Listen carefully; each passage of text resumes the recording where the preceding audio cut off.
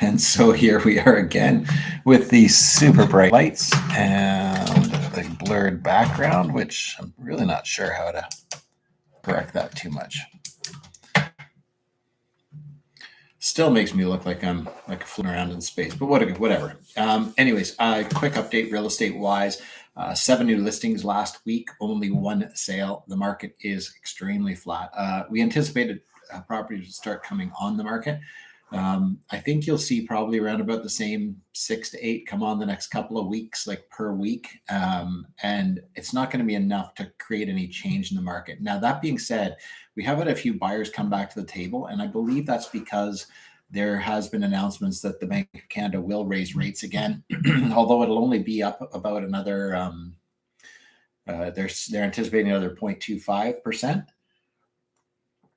And that being said, I think what you really want to watch for right now is as the properties start to come on, we should see a flurry of properties, as I've mentioned before, beginning of February, and that's when they'll start coming on. We're advising clients to put them on at the end of January, just to get ahead of the curve a little bit, but not be on too long before people start buying. Now, there is obviously consideration that we could be headed into a recession. And that's a huge concern for a lot of people. If that does indeed happen, that would have a negative draw on housing prices. So keep that in mind. But I do think we're headed a little bit downward in prices for the next little while. If you're a buyer, like, don't worry about it. We're talking about the majority of properties in Squamish have come down about 15 to 17% already.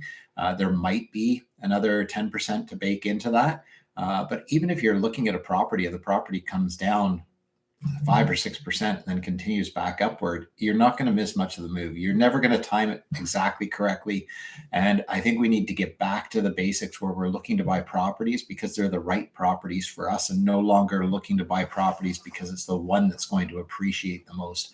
And I think if you can wrap your head around that new idiom of let's buy a house that's going to work for us, let's buy a condo that's going to work for us right now, and or me, depending on if you're buying alone. And that way you're buying something you're going to enjoy living in it. Like, why not do that instead of deciding on which is going to be the best investment? I do think that's the smartest thing to do right now for people, because then you're not really taken aback when prices go down. You can afford your mortgage. It works for you. It's good. And then when housing prices do start to climb again, you're going to be fine. You're going to be involved in the market. So that's a good way to go. Now, if you're a seller, your situation as a seller depends a lot on what your intention is to do after you sell. So whether you're moving to a different market, whether you're downsizing, whether you're upsizing, the volume of properties that are on the market, the volume of properties coming on the market, those all have a great impact on what you're going to do. So I think you need to, have a meeting with me if you're going to discuss it, and let's walk through what's going to be the best strategy for you moving forward. I did want to announce that I've got the heat map done.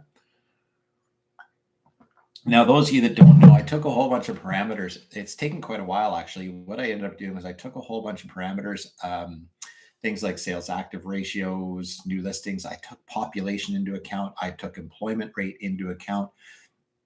And I created a few formulas that would show anticipation of the direction the market was going to be headed. Now, it's difficult because we do have some times in the Squamish market where volume goes down and the readings aren't that accurate. But all in all, it's probably accurate about 90% of the time, back testing it 22 years. So I'm pretty happy with the way that worked out. So you should see that up within the next month. We'll be letting our clients know what the heat map is doing long before we let the general public know. So we will send that out to everybody. I hope you find that useful, but the heat map is ready to go. So stay tuned. You should be receiving it. I might even get it out with this next newsletter. All right.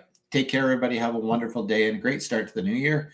I think you're going to see over the next few days that things will be just flat, nothing exciting in the housing market, which will lead to this video being more of a personal nature, talking primarily about goal setting, motivation, and inspiration. Hope you have a wonderful day, guys. Take care. Bye for now.